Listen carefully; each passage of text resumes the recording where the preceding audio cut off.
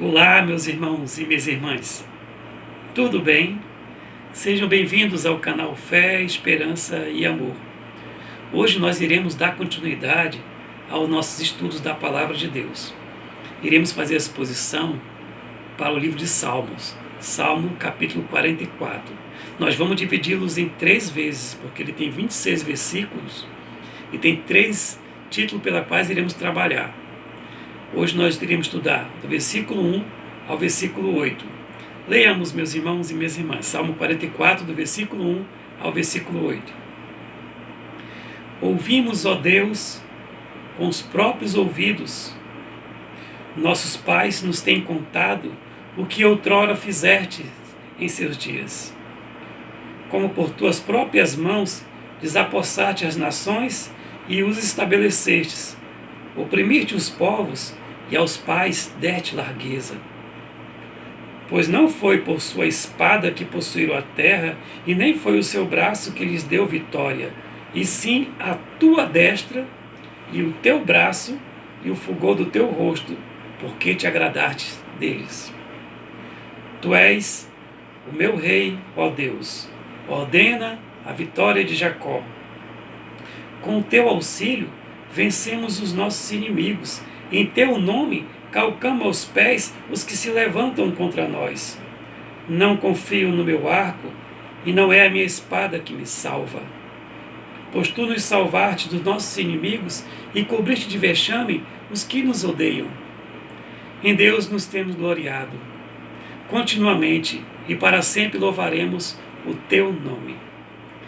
Meus irmãos e minhas irmãs, o Salmo 44, nós não temos como saber quem é seu autor. João Calvino vai dizer que pode ser qualquer um, menos Davi nesse momento. Como também não conseguimos encontrar em que período foi escrito esses salmos. Se foi no período assírico, se foi no período babilônico, não sabemos em que período que ele foi escrito, que ele foi tecido.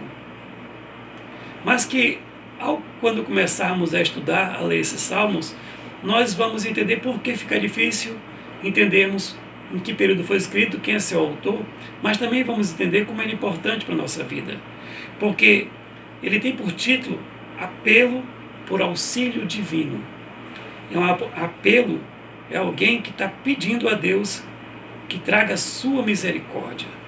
Então esse salmo é um salmo de lamento, mas ele começa nos trazendo um grande ensinamento para o nosso estudo de hoje, porque, para esse primeiro momento, nós vamos ver que o Senhor Deus, como Ele tem se manifestado, como Ele tem se mantido protetor daquele que Ele ama, daquele que Ele separa para si.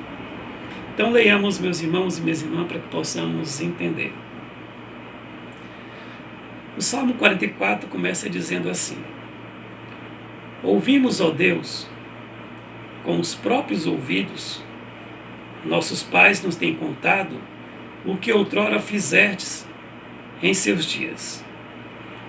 Nós, como vimos, o subtítulo, ele fala ao mestre de canto dos filhos de Coré, é um salmo didático. Os filhos de Coré, eles não comporam esses salmos. Como nós já falamos anteriormente, os filhos de Coré, eles entoavam, eles cantavam os salmos. Eles eram bem habilidosos, eram treinados para isso. Separavam nas vozes, ficava um coral muito bonito. E ele diz, ouvimos, ó Deus, com os próprios ouvidos. Quando ele fala ouvimos, ó Deus, com os próprios ouvidos, ele vai dizer, nossos pais nos têm contado o que outrora fizestes em seus dias. E vamos descobrir porque é um salmo didático, quando nós formos lá para Gênesis, Deuteronômio capítulo 6. Gênesis, Deuteronômio capítulo 6. Vamos entender por que ele é didático. Porque fala, o fim da lei é a obediência. Aqui está falando qual é a finalidade da lei. Que a lei ela tem um significado importante, que ela leva para a obediência. Ele vai dizer no versículo 1, este, pois, são os mandamentos, os estatutos e o juízo que mandou o Senhor teu Deus, se te ensinassem para que os cumprisse na terra que passasse a possuir. Quando o povo entrasse na terra, tinha que ler esse estatuto para pudesse entender quem é o Senhor Deus. Só que ele vai dizer no versículo 5, dizendo assim: amarás, pois, o Senhor teu Deus. Amarás, pois, o Senhor nosso Deus. Amarás, pois, o Senhor teu Deus de todo o teu coração, de toda a tua alma e de toda a tua força. Mas no versículo 6 e 7 ele vai dizer: essas palavras que hoje te ordeno estarão no teu coração. E o 7, que é o mais importante: tu as inculcarás a teus filhos, e delas falarás assentado em tua casa, 1, em andando pelo caminho, 2, em ao deitar-te, 3, em ao levantar-te, 4. Então veja que aqui há uma ordenança para os pais com relação aos filhos. Tu as inculcarás aos teus filhos, colocarás dentro da memória, dentro da cuca deles, quem é o Senhor Deus. Quando estiveres assentado em tua casa. Em outro momento, em andando pelo caminho, quando estiveres andando com seu filho, em algum momento, ó judeu, fale para ele, explique quem é o Senhor. E quando for deitar, judeu, antes de deitar, explique para os seus filhos quem é o Senhor. E quando te acordar, judeu, fale para o seu filho também quem é o Senhor. E como ele é bondoso para conosco, e as maravilhas pela qual ele fez. Quando entrarem na terra que possuíres. Voltando aqui para os Salmos 44, ele vai dizer: outrora fizeste em teus dias. Veja, os nossos pais não têm contado o que outrora fizestes em teus dias. E ele vai dizer, os pais vão chegar com seus filhos e vão contar que o Senhor Deus escolheu a Abraão para ser o pai das nações, e que Abraão já tinha uma certa idade, e que sua esposa Sara era uma mulher que era estéril, e que ele saiu para o deserto para procurar um lugar, e Abraão não saiu para uma terra próspera, só que onde Abraão chegava, a terra ficava próspera, porque o Senhor prosperava a vida de Abraão. Que o Senhor, como ele prosperou a vida de Abraão, permitiu que Sara, sendo estéril, tivesse um filho, e esse filho foi Isaque. Isaac teve Jacó. Jacó teve 12 filhos, e um deles chamava José. José foi vendido para o Egito, mas lá no Egito Deus prosperou a vida dele. E quando ele estava no Egito, José, depois de certos momentos, depois de 400 anos que o povo estava na melhor terra, na terra de Gósen, os israelitas começaram a ser perseguidos e sofrer na mão dos egípcios. Deus levantou Moisés para tirar o povo de Israel, que no sofrimento o Senhor levanta aquele que pode resgatá-lo. Então Moisés tirou o povo de Israel com as mãos de Deus, mas que foi as mãos de Deus que fez aquilo, porque o Senhor colocou pragas para o povo de Egito. E quando Moisés saiu com o povo de Israel, quando não tinha como passar, tinha só o mar e o deserto atrás, o Senhor abriu o mar para que eles passassem a pé enxuto, mostrando isso, o povo contando para os seus filhos, isso eles contando para os filhos. E quando esse povo estava no deserto, o Senhor fazia com que ele tivesse alimento, que era o maná que mandava o alimento do céu, e que, como não tinha como encontrar água, o Senhor fazia jorrar água da rocha, e que o Senhor manteve por 40 anos esse povo no deserto, onde não se tinha onde plantar, mas o Senhor dava sempre o mantimento, o alimento deles, e que as roupas deles não se envelheciam nos seus corpos, e que o milagre sempre acontecia com esse povo, e que esse povo, em certo momento, foi prometido entrar numa terra prometida, que o Senhor garantiu para eles. E aqui nós vamos ver no versículo 2, como por tuas próprias mãos desapossaste as nações, e ao estabelecer, como por tuas próprias mãos desapossaste as nações e os estabelecestes, oprimiste os povos e aos pais deste largueza. Aqui o salmista, que nós não sabemos quem é, ele está dizendo: olha, o pai Nós ouvimos nossos pais dizendo tudo o que aconteceu com o povo de Israel, toda a história do povo de Israel. E ele também nos disseram que, como por suas próprias mãos, desapossaste as nações. Que quando Josué vai chegar em Jericó, naquele momento, não vai ser a espada de Josué que vai garantir a vitória de Jericó. Não, naquele momento, Jericó vai ser conquistada por Israel, porque o Senhor Deus é que vai entregar Jericó a Israel, e não só Jericó, como também toda a Canaã. Então que o Senhor vai tirar dos filhos de Cã, que são os cananeus, que ali tem os filisteus, que ali tem os amorreus, então tem todos aqueles que pertencem aos filhos de Cã, eles vão sair daquela terra. E ali o Senhor Deus vai tirar como quem tira uma árvore pela raiz e vai plantar o povo de Israel naquele local. Conforme Calvino vai dizer que o Senhor vai plantar o povo de Israel naquele local, porque primeiro ele tirou uma árvore pela raiz e plantou uma outra. Como ele diz, como por tuas próprias mãos desapossaste as nações e os estabelecestes. Então veja que o Senhor Deus arrancou a árvore e colocou uma outra, que é Israel. Mas também ele vai dizer: oprimir-te os povos e aos pais deste largueza. Que aquele povo cananeu, enquanto estava ali, eles não tinham fartura, eles não eram felizes, eles não eram um povo prósperos, porque o Senhor os oprimia enquanto estava ali. E quando o Senhor Deus estabeleceu o povo de Israel ali, que plantou o povo de Israel, ele vai dizer: porque e aos pais deste largueza. Então, até então, nós estamos vendo o momento que os pais estão dizendo para os filhos, até porque, como nós vimos, esse salmo é um salmo didático, é um salmo que faz com que as pessoas não esqueçam quem é o Senhor Deus. E no versículo 13 ele vai dizer assim: pois não foi por sua espada que possuíram a terra, nem por seu braço que lhe deu vitória, e sim tua destra e teu braço e o fulgor do teu rosto, porque te agradaste deles. Mais uma vez, está dizendo que não foi a força de Israel, foi a força de Deus, foi o braço de Deus, porque te agradaste deles. Isso nós vamos ver também lá em Deuteronômio capítulo 30. Deuteronômio, para a memória, é 31 e 30. Deuteronômio, os irmãos me dão licença aqui. Deuteronômio,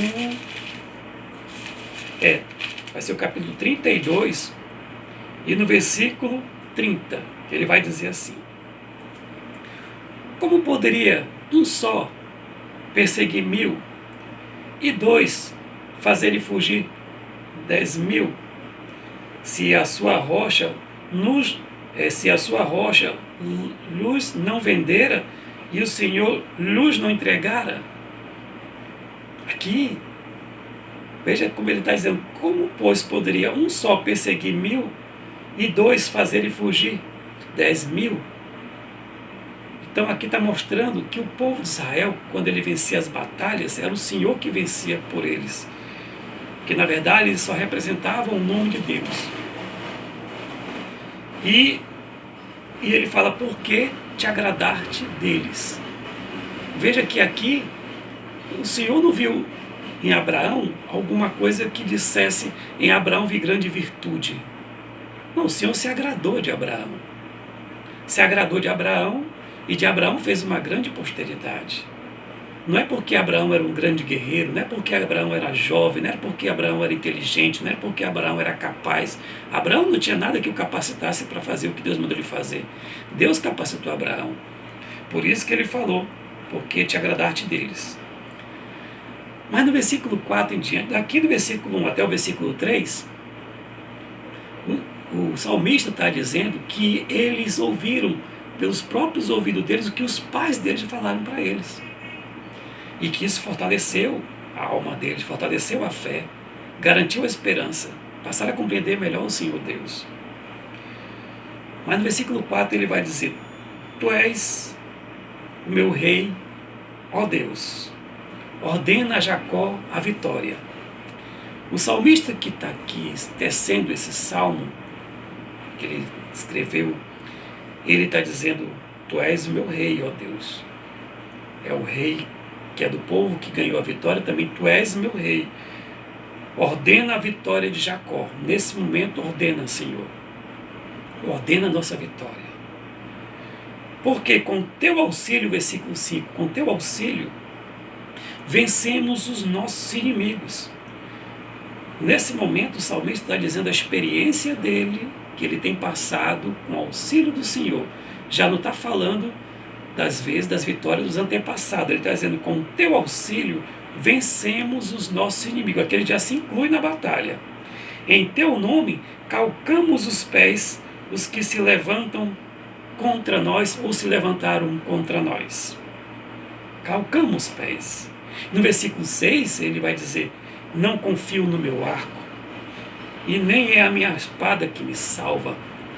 Que esse salmista, que ele se demonstra que ele é um guerreiro, quando ele fala: não confio no meu arco, e nem a espada que me pode salvar. Demonstra que ele tem a perícia militar, a habilidade de como mexer com o arco, como saber apontar e acertar o alvo, como se usar da espada. Então, está falando de alguém que é perito na área militar, mas também é uma pessoa que é voltada para o Senhor. Então, aqui estamos falando de um guerreiro que pertence ao Senhor, esse profeta que nós não sabemos quem é. Não confio no meu arco, e não é a minha espada que me salva, pois tu nos salvaste dos nossos inimigos, e cobriste de vergonha os que nos odeiam. Em Deus nos temos gloriado continuamente. Não temos como saber se esse salmo foi tecido, falamos anteriormente, quando a tribo do norte, Israel do norte, foi levado para o cativeiro em 722, como não temos como saber também se foi Judá em 500, começou com 602 até 587, período babilônio, não temos como saber. Mas também, Calvino disse que pode ser num desses períodos, que não tem nenhuma objeção se alguém falar que foi num desses períodos. Mas também não temos como falar também que os fatos aconteceram depois, quando o povo saiu da Babilônia. Quando o povo da Babilônia, eles saem com Esdras e Neemias e vão reedificar o templo. Porque, para esse momento, nós sabemos que quando o povo, eles saíram da Babilônia, eles ainda assim ficaram sendo vassalos, subservientes ao rei da Pérsia. O rei da Pérsia dominava eles. E que depois do rei da Pérsia foram dominados pelos reis gregos. Então, nenhuma vez eles tiveram um embate pela qual ele está dizendo aqui: com teu auxílio vencemos nossos inimigos, em teu nome calcamos os pés os que se levantam contra nós. Não confio no meu arco, e não é a minha espada que me salva, pois tu nos salvaste dos nossos inimigos. Então, não dá para colocar uma pessoa depois da Babilônia. Não dá para dizer. Não dá para... Porque Calvino vai dizer que possivelmente foi Antíoco Epifano que vai no período dele que vai acontecer essa batalha, que vai ser com Matatias, e o Matatias vai ser pai de Macabeus. Mas não vai ser nesse momento, não porque não consideramos Macabeus como um livro histórico, é porque Matatias, pelo menos, deveria se encaixar quando ele diz assim: com teu auxílio vencemos os nossos inimigos. Matatias, ele não tem como dizer que com teu auxílio vencemos os nossos inimigos. Em teu nome calcamos os pés que se levantam contra nós, muito menos não confio na minha espada e no meu arco, porque ele era um profeta, ele era um homem daquele momento ali que estava no templo, ele não tinha essa destreza toda. Então não se pode dizer que é Matatias, como também não podemos dizer que foi no período de Antíoco Epifano. Fica difícil, nós sabemos que período foi escrito. Mas o que nos importa, nesse momento, é saber que esse salmo, ele é um salmo didático, que está dizendo para os pais como tem que orientar os filhos, e que está dizendo como Deus é glorioso com o seu povo.